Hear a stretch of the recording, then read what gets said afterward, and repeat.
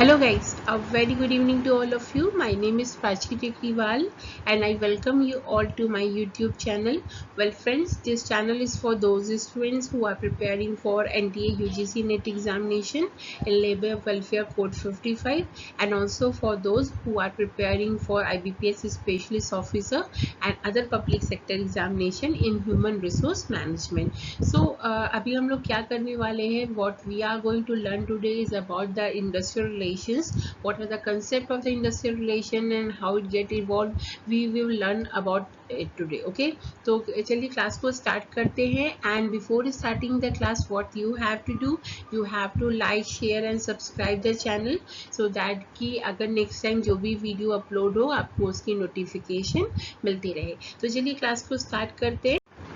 तो basically guys industrial relations क्या होता है और साथ ही में जो इंडस्ट्रियल रिलेशन है उसको मेंटेन करने के लिए जो प्रोविजंस बनाए गए हैं, जो लॉज बनाए गए हैं ना, यही सारे आपके जितने भी ह्यूमन रिसोर्स मैनेजमेंट के एग्जाम्स होते हैं तो उसमें ये सारे टॉपिक्स बहुत ज़्यादा इंपॉर्टेंट होते हैं. एंड क्योंकि इसमें आपका पहली बात तो न्यूमेरिकल डेटा काफ़ी ज़्यादा होता है because you have to learn about the sections and you have to learn about the code and everything. तो और डेट्स भी आपको बहुत सारे याद रखने पड़ते हैं. तो आपको यहाँ पे थोड़ा सा क्या होगा कि आपको यहाँ पे चीज़ें याद भी करनी होंगी और समझनी भी होंगी. ओके, तो आपको इन दोनों चीज़ों पे ध्यान देना है.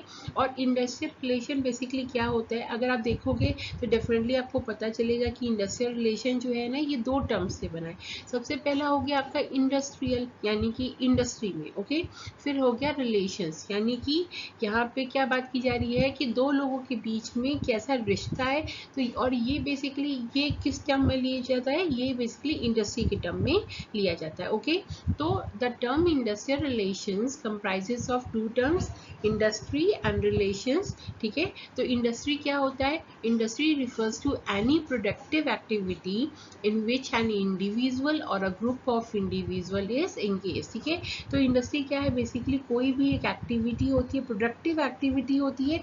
भाई यहाँ पे क्यों प्रोडक्टिव बोला जा रहा है, बिकॉज इंडस्ट्री में जब तक कुछ मैन्युफैक्चर ना हो, जब तक कोई एक प्रोडक्ट आपको ना मिले, कोई सर्विस ना मिले, तो क्या मतलब होगा, उसका एग्जिस्ट करने का कोई मतलब नहीं है. इसीलिए यहाँ पे इंडस्ट्री को एक प्रोडक्टिव एक्टिविटी बोला जाता है जिसमें कि एक इंडिविजुअल यानी एक पर्सन या उससे ज़्यादा जो पर्सन क्या होंगे, इंगेज्ड हो. ठीक है, और रिलेशंस क्या होते हैं कि रिलेशन का मतलब क्या हुआ, the relationship that exist between the industry with in the industry between the employer and his workman. ठीक है, यानी कि एक इंडस्ट्री में जो एम्प्लॉयर काम है, ठीक है, और जो वर्कमैन काम कर रहा है, उनके बीच के रिलेशनशिप को बेसिकली रिलेशन बोलते हैं. ठीक है, और ये इंडस्ट्रियल टर्म में बात कर रहे हैं तो इसलिए ये इंडस्ट्रियल रिलेशंस होता है. ओके, फिर यहाँ पे देखिए अब डेल योडर की बात आ रही है. इन्होंने एक जो है डेफिनेशन भी दी है इंडस्ट्रियल रिलेशन की. ठीक है, इसमें उन्होंने क्या कहा है, industrial relations is a relationship between management and employees. ठीक है, among employees and their organization that characterize and grow out of employment. ठीक है, तो यानी इनके हिसाब से क्या है कि इंडस्ट्रियल रिलेशन बेसिकली एक रिलेशनशिप है मैनेजमेंट और एम्प्लॉयज के बीच में या सिर्फ एम्प्लॉयज के बीच में आपस में. ठीक है, तो जैसे कि अगर दो एम्प्लॉयज़ हैं उनके बीच में भी जो रिलेशनशिप है, जो इंडस्ट्रियल प्लेस पे जो रिलेशनशिप एक्सचेंज हो रहा है वो भी आपका इंडस्ट्रियल रिलेशन होता है. इसी तरह से मैनेजमेंट और एम्प्लॉयज़ के बीच में जो रिलेशनशिप शेयर हो रहा है वो भी आपका क्या होता है, इंडस्ट्रियल रिलेशन होता है. ठीक है, और that characterise and grow out of employment. ठीक है, ये एम्प्लॉयमेंट के वजह से जो बेसिकली जनरेट हो रहा है. ओके, तो ये आपका क्या होगा, ये इंडस्ट्रियल रिलेशन होगा. अब इसकी इवोल्यूशन की बात करते हैं तो देखिए यहाँ पे अगर आपसे पूछा जा सकता है, जैसे अभी हमारा पहला आप देखोगे कि की इंटेलेक्चुअल वर्क यानी कि इसमें किसका योगदान रहा है ज़्यादा, तो इसमें हम लोग देखते हैं तो इसमें एक सिडनी वेब और साथ ही साथ इसमें बेट्रिस वेब्स आते हैं जो कि जिन्होंने टर्म दिया था इंडस्ट्रियल डेमोक्रेसी. ओके, तो ये जो टर्म दिया था कब दिया था, 1897 में. तो ये जो इंडस्ट्रियल डेमोक्रेसी वाला जो टर्म आया था ना, बेसिकली जो वेब्स ने दिया था बेसिकली ये इंडस्ट्रियल रिलेशन में बहुत इंपॉर्टेंट रोल प्ले करता है। ठीक है, डेमोक्रेसी का क्या मतलब हुआ भाई, आपको एक आज़ादी दी गई, आप अपने हिसाब से चीज़ों को चूज कर सकते हो, राइट। तो इसी तरह से इंडस्ट्रियल टर्म में बात करें तो वर्कर्स को भी आज़ादी दी गई कि वो अपने लिए वो एक प्रॉपर जो है एक कंडीशन, एक इन्वायरमेंट चूज कर सकते हैं जिसमें वो काम करते हैं। ओके, तो ये इनका एक बहुत इंपॉर्टेंट रोल है इंडस्ट्रियल रिलेशन में, बिकॉज इन्होंने ये टर्म इंट्रोड्यूस किया, इंडस्ट्रियल डेमोक्रेसी। अगर आपसे ये कई तरीके से क्वेश्चन आ सकता है एग्जाम में, आपसे पूछा जा सकता है कि किससे ये टर्म जो है वो दिया है। ठीक है, तो आपको पता होना चाहिए, सिडनी वेब और बेट्रिस वेब ने दिया। कब दिया? 1897 में दिया। ठीक है, आपको ऐसे भी बोल सकते हैं कि who played important role in industrial relation. ठीक है, who has given their important terms और समथिंग, इस तरह से आपसे क्वेश्चन पूछा जा सकता है। तो आपको 4 ऑप्शन दे दिए जाएंगे, तो आपको उसमें से एक ऑप्शन सेलेक्ट करना पड़ सकता है। ओके, तो इस तरह से आपके पास क्वेश्चन एग्जाम में बन सकते हैं। फिर industrial relations were founded by John R Commons. अब इंडस्ट्रियल रिलेशन किसने दिया था? ये दिया था जॉन आर कॉमर्स ने। ठीक है, यहाँ पे देखिए एग्जाम पॉइंट ऑफ व्यू से फिर आपके सामने एक क्वेश्चन बन रहा है। ओके, तो यहाँ पे 2 क्वेश्चन आपके बन चुके हैं। इंडस्ट्रियल डेमोक्रेसी जो कि सिडनी वेब और बेट्रिस वेब ने दिया था, फिर इंडस्ट्रियल रिलेशन जो कि दिया था जॉन आर कॉमन्स ने। Okay, when he created the first academic industrial relation programme at university of Wisconsin in 1920। तो इन्होंने कैसे दिया कि इन्होंने एक यूनिवर्सिटी थी विस्कॉन्सिन, तो वहां पे उन्होंने पहला एकेडमिक प्रोग्राम शुरू किया, इंडस्ट्रियल रिलेशन प्रोग्राम 1920 में। ठीक है, इसके थ्रू उन्होंने जो है क्या किया, इस टर्म को बेसिकली उन्होंने इंट्रोड्यूस किया, लाया। ओके, फिर साथ ही क्या इसमें और भी क्या चीज़ें हो रही हैं, फिर इसमें इंडस्ट्रियल डिस्प्यूट एक्ट 1947 का एस्टेब्लिशमेंट हुआ, इसी रिलेशनशिप को मेंटेन करने के लिए, इंडस्ट्रियल रिलेशन को मेंटेन करने के लिए। इंडियन लेबर कॉन्फ्रेंस का बहुत इंपॉर्टेंट रोल है, अभी आप आगे इनके बारे में पढ़ोगे। किसी भी लेबर राइट्स को और ये सारी चीज़ों को प्रिवेंट करने के लिए ILO का फॉर्मेशन और भी बहुत सारे लॉज एक्ट्स को गवर्न करना, तो ये सारी चीज़ें जो है बहुत इंपॉर्टेंट थी। तो इंडियन लेबर कॉन्फ्रेंस का इसमें बहुत बड़ा रोल है। ओके, फिर साथ ही में आप देखोगे कि in 1981 the government issued an ordinance to ban strike. Okay, तो यहाँ पे क्या हुआ, 1981 में गवर्नमेंट ने एक ऑर्डिनेंस भी इशू किया, जिसमें उन्होंने कहा कि भाई स्ट्राइक को आपको बैन करना होगा। ठीक है, स्ट्राइक्स तो अभी भी होती है, लेकिन जो इलीगल स्ट्राइक्स होती थी, ठीक है, उसके लिए नॉर्म्स लाना, ये सारी चीज़ें लेकर के आना उन्होंने गवर्नमेंट ने किया। ठीक है, तो आपको ये जो कुछ टर्म्स हम लोग ने पढ़े, इवोल्यूशन बेसिकली कैसे हुआ, ये सारी चीज़ें आपको पता होनी चाहिए। जॉन आर कॉमन्स ने अपने एकेडमिक प्रोग्राम के थ्रू दिया, और ये एकेडमिक प्रोग्राम कहाँ लॉन्च हुआ था? यूनिवर्सिटी ऑफ विस्कॉन्सिन में 1920 में। ठीक है, इसके अलावा इसमें इंडस्ट्रियल डिस्प्यूट एक्ट 1947 आया, इंडियन लेबर कॉन्फ्रेंस का फॉर्मेशन हुआ, और फिर 1981 में गवर्नमेंट ने ऑर्डिनेंस पास किया स्ट्राइक को बैन करने के लिए, इंडस्ट्रियल डेमोक्रेसी वाले टर्म्स दिए गए। तो ये ओवरऑल इस तरह से इसका इवोल्यूशन हुआ। ओके, अभी हम लोग करंट सिनेरियो की बात करें कि इस समय प्रेजेंट में क्या हालत है, अगर इंडस्ट्रियल रिलेशंस की बात करते हैं तो अभी इसमें देखिए आपका एक ट्रेड यूनियन का बहुत इंपॉर्टेंट रोल होता है।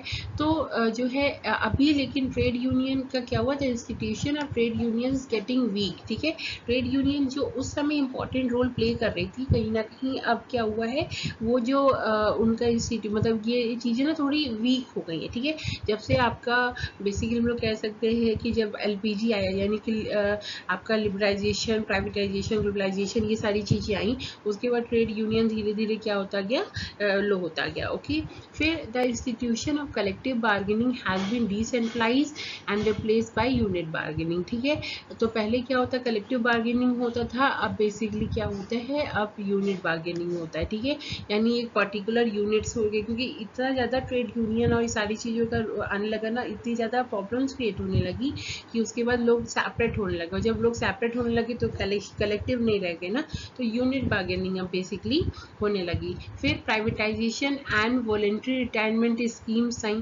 ठीक है, उसके अलावा compensation pattern of rate piece rate wages have been replaced by performance based wages। ठीक है, तो पहले क्या होता था, पहले जो पेमेंट होता था ना, वो basically rate piece rate wages के थ्रू होता था। ठीक है, यानी जितना जो काम करता है उसके हिसाब से उसको पैसे मिलते थे। ठीक है, अब जैसा परफॉर्मेंस देता है, यानी कि जिस तरह से आप परफॉर्मेंस दोगे, जिस हिसाब से आपकी प्रोडक्टिविटी होगी, उसके हिसाब से आपको पैसे मिलेंगे। ओके, फिर employees are allured by challenging jobs instead of secure job. पहले जहाँ पे लोग जॉब सिक्योरिटी देखते थे, अब लोगों को क्या चाहिए, अब लोगों को चैलेंजिंग जॉब चाहिए, ठीक है। फिर government is aligning its labour practices with business imperatives, ठीक है। तो क्या करते हैं, अब गवर्नमेंट भी क्या कर रही है, अपने जो लेबर प्रैक्टिसेस है वो बिजनेस, जो मतलब बड़े बड़े बिजनेस हैं, फॉर्म्स हैं, उनके साथ मिलकर के वो सारे प्रैक्टिसेस को अपना रही है, ओके। फिर चेंजिंग एटीट्यूड ऑफ जुडिशरी, अब जुडिशरी का भी जो एटीट्यूड है जो है वो चेंज होने लगा है, ठीक है। तो ये जो सारी चीज़ें हैं ना, बेसिकली अभी ये प्रेजेंट में क्या कर रही है, प्रिवेल कर रही है, ओके। फिर यही सब चीज़ें जो है ना, बेसिकली कहीं ना कहीं चैलेंजेस लेकर के आ रही है, जो और जिन चैलेंजेस की वजह से ये सारी चीज़ें आई, हम लोग ये सारी चीज़ें क्या करेंगे, इसमें हम लोग पढ़ेंगे, ओके। तो हम लोग फीचर्स की बात करते हैं, इंडस्ट्रियल रिलेशन की फीचर्स की अगर हम लोग बात करेंगे, तो सबसे पहले देखिए ये बाईपर्टाइट प्रोसेस है। क्यों, यहाँ पे जाहिर सी बात है, यहाँ पे दो पार्टीज इन्वॉल्व हो रही है, ठीक है। तो यहाँ पे आपका मैनेजमेंट इन्वॉल्व हो रहा है, लेबर्स इन्वॉल्व हो रहे हैं, तो जाहिर सी बात है क्या होगा, बाईपर्टाइट होगा, ठीक है। और फिर अगर 3 लोग होते हैं तो क्या होता है, बेसिकली वो ट्राईपर्टाइट होता है, ओके। जिसमें आपके गवर्नमेंट या दूसरे लेजिस्लेशन जो है इन्वॉल्व हो जाते हैं, तो वो ट्राईपर्टाइट होता है। अदरवाइज ये आपका क्या हुआ, बाईपर्टाइट हो गया, ठीक है। इंडस्ट्रियल रिलेशन की बात कर रहे हैं तो बाईपर्टाइट यानी मैनेजमेंट और लेबर्स के बीच में, ओके। फिर it is categorised by both conflict and cooperation, ठीक है। यहाँ पे क्या होता है, इंडस्ट्रियल रिलेशन में दोनों चीजें हो रही है, यानी कॉन्फ्लिक्ट भी हो रहा है, यानी जो प्रॉब्लम्स है दोनों के बीच में, मैनेजमेंट और लेबर के बीच में, और उनके बीच में जो कॉपरेशन भी होता है, यानी वो जो एक दूसरे को जो सपोर्ट करते हैं, ठीक है। यहाँ पे दोनों की ही बात हम लोग करते हैं इंडस्ट्रियल रिलेशन में, ठीक है। ऐसा नहीं है सिर्फ नेगेटिव है या सिर्फ पॉजिटिव है, हम लोग दोनों की ही बातें इसमें कर रहे हैं, ओके। फिर labour and management do not operate in isolation, ठीक है। ऐसा नहीं है कि लेबर अलग काम करता है, मैनेजमेंट अलग काम करता है, जो भी काम होता है दोनों मिलकर के ही करते हैं, और इंडस्ट्रियल रिलेशन में भी यही चीज़ है, दोनों को मिला करके ही कोई काम होता है बेसिकली, ओके। फिर it comprises of the procedures practices required to elect the desired cooperative outcome from the labour as well as management, ठीक है। तो इंडस्ट्रियल रिलेशन में बहुत सारे प्रोसीजर्स और प्रैक्टिसेस यूज होती हैं, जो कि बेसिकली एक फॉर्म में, एक जो है इंडस्ट्री में यूज की जाती है, सो दैट कि जो डिजायर आउटकम चाहिए, ठीक है, लेबर को भी चाहिए, मैनेजमेंट को चाहिए, वो चीज़ें अचीव कर पाया जाए, ठीक है। फिर इसमें क्या होता है, इसमें रूल्स होते हैं, हम लोग इंडस्ट्रियल रिलेशन में रूल्स के बारे में पढ़ते हैं, रेगुलेशंस के बारे में पढ़ते हैं, हम लोग लॉस के बारे में पढ़ते हैं, हम लोग एग्रीमेंट्स होते हैं, कस्टम्स होते हैं, ट्रेडिशंस होते हैं। तो बेसिकली ये सारी चीज़ें हम लोग पढ़ेंगे, ठीक है। इसमें आपके बहुत सारे लॉज आते हैं जो गवर्न करते हैं, और उसके अलावा बहुत सारी ऐसी बॉडीज़ होती हैं, बेसिकली स्टैचुटरी बॉडीज़ होती है, नॉन स्टैचुटरी बॉडीज़ होती है। तो ये सारी जो बॉडीज़ होती है बेसिकली जो वर्क करती हैं, इन सब के बारे में हम लोग आगे इसमें पढ़ने वाले, ओके। तो अभी आपका क्या है, अभी आपका बेसिक एक ओवरव्यू चल रहा है कि इंडस्ट्रियल रिलेशंस बेसिकली क्या होता है, उसके फीचर्स क्या क्या होते हैं, ठीक है, और अभी क्या उसका बेसिकली सिनेरियो है, ठीक है। अगर हम लोग इम्पोर्टेंस की बात करेंगे, तो इंडस्ट्रियल रिलेशन क्यों बेसिकली पढ़ते हैं हम लोग, जो क्या है उसका इम्पोर्टेंस है। तो सबसे पहले बात की, किसी भी इंडस्ट्री में कॉर्डियल रिलेशनशिप मेंटेन करना, यानी एक फ्रेंडली रिलेशनशिप मेंटेन करने के लिए आपको इंडस्ट्रियल रिलेशन की नॉलेज होनी चाहिए, ठीक है। और साथ ही साथ ये कंट्रीब्यूट करता है हायर एफिशिएंसी और हायर प्रोडक्टिविटी की, यानी कि अगर इंडस्ट्रियल रिलेशन अच्छा है तो वहाँ पे एफिशिएंसी और प्रोडक्टिविटी क्या होगी, हाई होगी, ओके। क्योंकि अगर दिन भर अगर कहीं पे किचकिच होती रहे, कॉन्फ्लिक्ट्स होते रहे, तो कहाँ से वो ऑर्गेनाइजेशन ग्रो करेगा। तो इसीलिए अगर इंडस्ट्रियल रिलेशन मेंटेन आप करके चलते हो, अच्छे से रखते हो, तो वहाँ पे एफिशिएंसी और प्रोडक्टिविटी ग्रो करेगी, ओके। फिर एक अच्छा ऑर्गेनाइजेशनल कल्चर जो है वो बिल्ड करती है अगर आप इंडस्ट्रियल रिलेशन को कंट्रोल में रखते हो। फिर वहाँ पे ग्रुप डायनेमिक्स और सिनर्जी क्रिएट करती है। सिनर्जी के बारे में ऑलरेडी हम लोग ने अपने पिछले कई यूनिट्स में पढ़ा भी है। बेसिकली जब ग्रुप में कोई लोग काम करते हैं ना, तो उनकी जो इंडिविजुअली जो प्रोडक्टिविटी होती है बेसिकली वो कंबाइन होने के बाद बढ़ जाती है, ठीक है। मतलब ऐसा नहीं है कि आप दो लोग मिलकर काम कर रहे हैं, एक की प्रोडक्टिविटी 10 है, दूसरे की प्रोडक्टिविटी 10 है, और सपोज कि ये तीसरा है उसकी प्रोडक्टिविटी 10 है, तो टोटल में आपको 30 के मिलने के बजाय 30 से ज़्यादा ही मिलेगी। तो बेसिकली ये होता है सिनर्जी, ओके। तो सिनर्जी मतलब क्या हुआ, ग्रुप में आप काम कर रहे हो तो आपको प्रोडक्शन और भी ज़्यादा हो रहा है, ठीक है। तो ये जो है चीज़ चीज़ें हैं ये क्रिएट करने के लिए हेल्प करता है इंडस्ट्रियल रिलेशन। ओके, फिर discouraging the unfair practices of management. ठीक है, अगर इंडस्ट्रियल रिलेशन है, लेबर मजबूत है, स्ट्रॉन्ग है, तो वहाँ पे क्या होगा, जितनी भी मैनेजमेंट की अनफेयर ट्रेड प्रैक्टिसेस है, ठीक है, आप उनको क्या कर सकते हैं, उनको भी कम किया जा सकता है। बिकॉज पहले क्या होता था, पहले इंडस्ट्रियल रिलेशन का कंसेप्ट बेसिकली आया क्यों, ट्रेड यूनियन क्यों आया, क्योंकि मैनेजमेंट जो होता था वो लेबर्स का एक्सप्लॉयटेशन करता था। ठीक है, क्योंकि लेबर्स अपने राइट्स के बारे में नहीं जानते थे, अपनी चीज़ों के बारे में नहीं जानते थे, तो उसकी वजह से एक्सप्लॉयटेशन होता था। लेकिन इंडस्ट्रियल रिलेशन पढ़ने के बाद बेसिकली जो है पता चलता है कि लेबर्स को क्या प्रॉब्लम्स है, उनकी चीज़ों को जाना जा सकता है, और जो management unfair trade practices use कर रहा है, अनफेयर प्रैक्टिसेस यूज़ कर रहा है, उसको कम किया जा सकता है।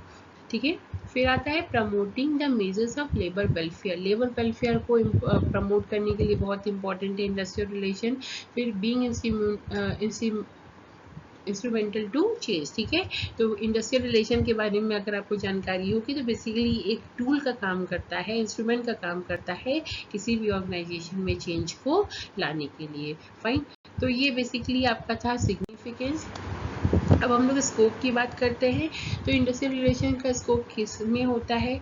ठीक है, तो पहला है development of healthy labour management relations. ठीक है, तो यानी कि जो मैनेजमेंट और लेबर का रिलेशन है, ठीक है, उसको हेल्दी उसको डेवलपमेंट उसका करने के लिए, उसको डेवलप करने के लिए इंडस्ट्रियल रिलेशन बहुत इंपॉर्टेंट है। ठीक है, तो इसमें क्या क्या होता है, बेसिकली इसमें ट्रेड यूनियन और उनके एसोसिएशंस का डेवलपमेंट होता है, सो दैट कि जो क्या किया जा सके, to provide job security, worker participation in management और एटसेट्रा। ठीक है, तो इस तरह की जो टेक्निक्स हैं, जैसे कि ट्रेड यूनियन को डेवलप कर देना, वर्कर्स को पार्टिसिपेट करवाना किसी भी डिसीजंस में, ठीक है, उनको जॉब सिक्योरिटी प्रोवाइड करना, तो ये सारी चीज़ें क्या होती है, ये इंडस्ट्रियल रिलेशन को मेंटेन करने के लिए की जाती है। और ये चीज़ें क्या करती है, अल्टीमेटली लेबर और मैनेजमेंट के बीच में एक हेल्दी रिलेशनशिप क्या करती है, क्रिएट करती है। ओके, फिर इंडस्ट्रियल पीस को मेंटेन करने के लिए इंडस्ट्रियल रिलेशन मेंटेन करना बहुत ज़रूरी है। तो डेफिनेटली अगर दोनों के बीच में रिश्ते अच्छे होंगे तभी तो शांति क्रिएट होगी।